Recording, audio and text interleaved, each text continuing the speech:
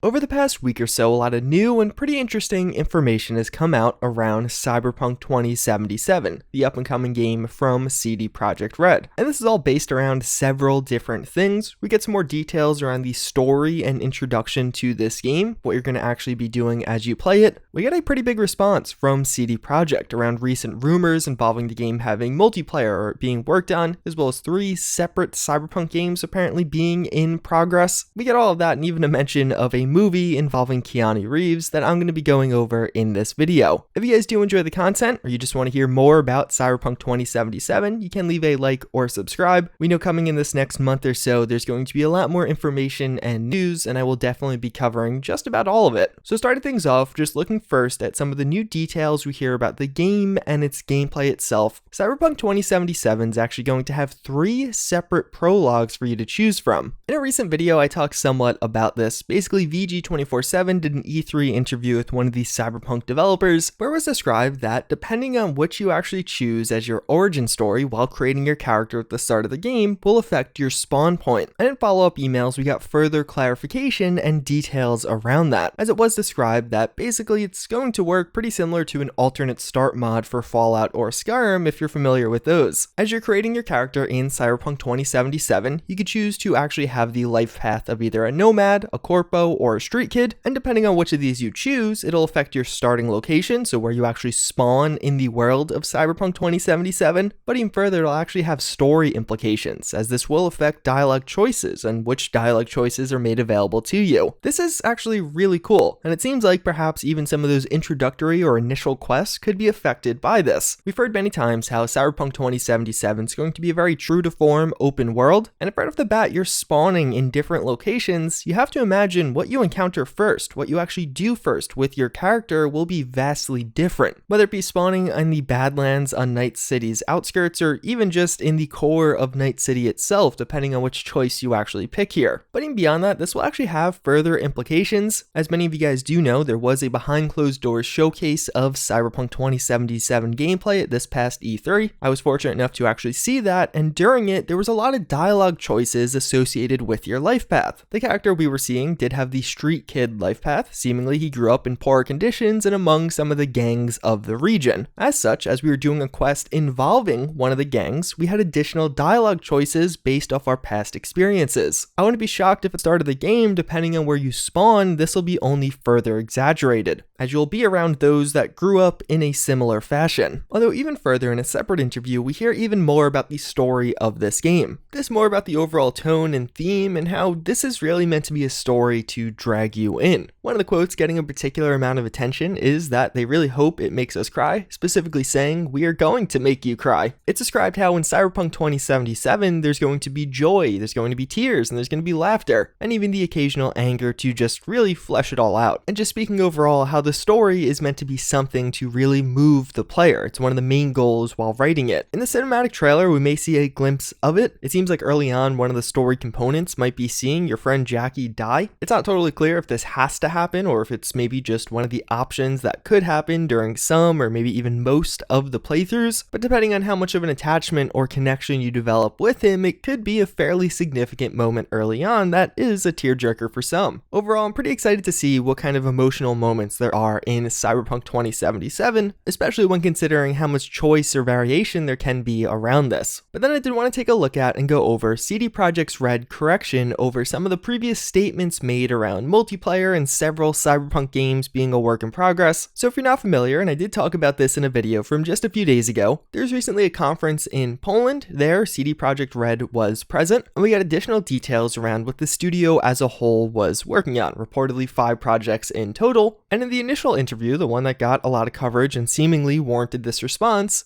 it was described how apparently the CD Projekt CEO did mention that 3 of those projects were cyberpunk in nature, one of which being Cyberpunk 2077, a second being multiplayer for Cyberpunk 2077, and a third one that would be taking place in the Cyberpunk universe and was seemingly a new and innovative game of some kind. Considering we had previous reports that CD Projekt Red was planning 2 AAA games before 2021, it seemed like that would fit the bill as far as this new Cyberpunk game went. For some reason, following this announcement, some people took this to mean there was 3 separate CD Projekt games, and I'm not really sure where that came from. In the original article, it's quite clear how it's mentioned that these are 3 separate Cyberpunk projects, 2 of which were seemingly games, one of them was R&D on a multiplayer mode. Well, either way, that was what we had in the past, and since then we've gotten additional comments from CD Projekt on this, and to PC Gamer they gave an updated version of this statement, saying, "We currently have a total of 5 teams working on a number of projects, with 3 focusing on the development of Cyberpunk 2077. So there's some Polish studio names. I could attempt to pronounce them, I'll butcher them, so I'll just say the first letter of them instead. These include CD Projekt Red W and K, who are handling the main game, as well as the other W studio, where around 40 industry specialists are engaged in technology, research, and development. A separate dedicated team at the W studio is handling the development of Gwent. The final team is Spoko, which is currently working on a yet unannounced mobile project." I actually think that might be the first confirmation that Spoko's game is mobile, although it was effectively confirmed considering they're a mobile studio. So the 2 studios working on the main game can be interpreted as one or 2 things, with the additional context that apparently there was 3 projects. It could simply mean that one's really focusing on finishing the main game, one of them is perhaps starting on expansions, or maybe one's working on one component of the main game, such as the character builder that is seemingly going to be quite extensive. And yeah, really the only difference we got from this additional news is that apparently there isn't a totally separate Cyberpunk game already in development, but rather 3 studios focusing all on Cyberpunk 2077. In this, they also do not explicitly say that that 3rd studio is working on multiplayer. Here, they just say it's research and development, although it seems like at this Polish conference, they were pretty explicit. They did say multiplayer. There are several articles reporting this exact same thing, and obviously multiplayer could just be research and development. Perhaps they weren't intending for that to get as much coverage initially, as they have been also pretty clear that initially the focus of this game will be single player. Multiplayer is not going to be at release, and if anything, it seems like it's going to be very secondary of a focus. And to me, at least, interpreting this situation and these articles, it definitely doesn't seem like multiplayer was rolled out by this, but rather that they're kind of just changing the narrative a little bit. And as I mentioned in one of my previous videos, of the companies that I would trust to make a good and successful multiplayer mode, CD Projekt is pretty high up there. I don't think this is going to be a microtransaction riddled mess. Although fortunately, even outside of all that, there's still more news around Cyberpunk 2077. A recent remark or comment by Mike Pondsmith, who is actually the original creator of Cyberpunk, as it was just a board game, has gotten a lot of people pretty interested or excited. And that simple fact is that the introduction of Keanu Reeves has made the possibility of a Cyberpunk movie much more of a possibility. So the reason this is notable coming from Mike Pondsmith specifically is he's actually the rights holder to Cyberpunk. He created the franchise and CD Projekt Red is just using it. So if there were going to be a movie, he would be the one they would have to get the rights from. This was asked in a recent interview and he did say, "I can't really say anything about movie rights, but with Keanu Reeves being tied up in things, it's become much more of a possibility." But Mike Pondsmith actually expanded on this by saying that he thinks this franchise would be a sweet spot of plot and action that would appeal to a lot of moviegoers. So now obviously this doesn't say a lot. Personally, I would be shocked if there wasn't at least some discussions going on behind the scenes, whether it be a Netflix adaptation similar to what they're doing with The Witcher, or a movie of some kind, considering how big Cyberpunk 2077 has gotten. But it definitely is something interesting, something to keep your eyes on. John Wick 3, which Keanu Reeves starred in, was a massive hit, even more so than the previous 2 movies. This is definitely one of those stories that at first glance might just look like a throwaway, but I think as you look deeper and deeper into it, if you look at some of the factors or even what happened with previous CD Projekt IPs, there's definitely something interesting here. I wouldn't be shocked if we hear more over the next few months. There's actually a new image of the game shared from the GamePro magazine. It's fairly simple, it just shows somebody actually being buried by a ton of junk, and even though that definitely is one of the main focuses, you can see in the background, it just looks cool. If the real Night City as we get it looks even somewhat close to what we see in the background, that would be awesome. Seeing all those posters, advertisements from different companies, and hopefully companies we could truly buy products from. This spooky figure on the hill certainly has stirred up some speculation. What I actually think's going on here is this is one of the earlier concept images from Cyberpunk 2077 before they actually knew that Keanu Reeves was playing Johnny Silverhand. So that figure is Keanu Reeves, but you can't see his face because they didn't know who was playing him, or maybe the negotiations were still ongoing. One other thing that might actually strike you as kind of surprising about Cyberpunk 2077, it was first written in Polish, then actually translated to English. That's not all that crazy, knowing some of the context. It is being made by CD Projekt, a Polish-based studio, but at the same time, obviously the vast majority of people are going to play this game in English. And reportedly, there's actually a separate team responsible for adapting some of the dialogue into English. Naturally, this isn't just a translating, like running it through Google Translate, but you actually have to adapt it to the different languages, so it's probably a pretty considerable task. And if for some reason this makes you worried or concerned, or maybe you saw this headline in the past and you're like, uh-oh, is it gonna have some weird or wonky dialogue? They went through a pretty similar process with The Witcher 3, and considering that game did have pretty rock solid dialogue, I wouldn't be too concerned about Cyberpunk. We found out recently that Cyberpunk 2077 will support 4K on both consoles. This is probably going to be on the Pro version of the PS4 and the X version of the Xbox One.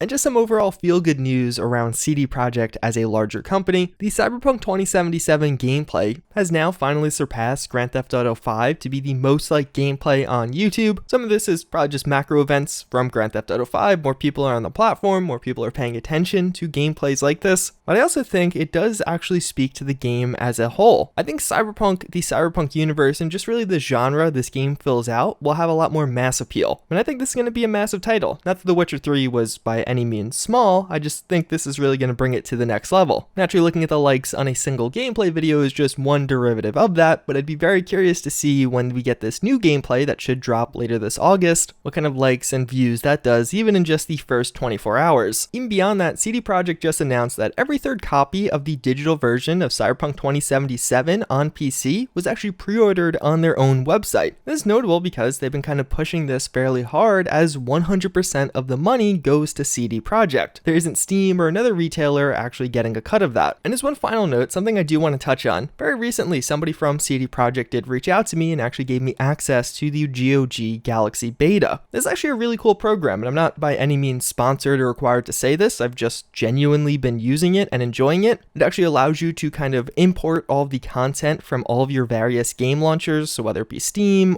Origin, Epic Games, etc., and just have it all in one nice place, seeing all of your games, seeing the achievements for all those games, as well as many other cool features. And I just want to say, this definitely has my own stamp of approval. It's a really cool program and one that I've been without a doubt enjoying. And I will have links down below if you want to sign up for the beta. It's currently closed, so you have to get whitelisted, although they have been progressively adding more people. Either way though, that's pretty much going to wrap it up for this one. As always, again, I thank you for watching. I hope you enjoyed this one, and I hope to see you all next time. Later.